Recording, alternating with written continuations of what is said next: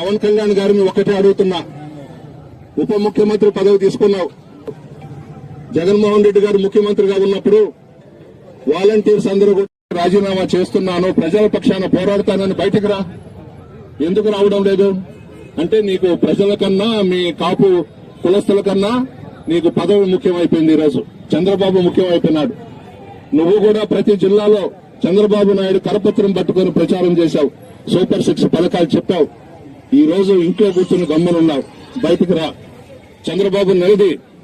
మీ కుటుంబానికి మంచి పేరుంది. మీ తండ్రి గారికి, మీ అన్న చిరంజీవి గారికి రాష్ట్రంలో, పక్క రాష్ట్రంలో, భారతదేశంలోనే తెలుగు ప్రజల్లో మంచి పేరుంది. అటువంటి పేరుని చెడగొడుతున్నావు. నిజంగా చిత్తశుద్ధి ఉండే, ప్రజల మీద నీకు అభిమానం ఉంటే బయటకు రా. బయటకు వచ్చి ప్రజల తరపున పోరాడు. రిజైన్ చేయి ఉప ముఖ్యమంత్రి పదవికి.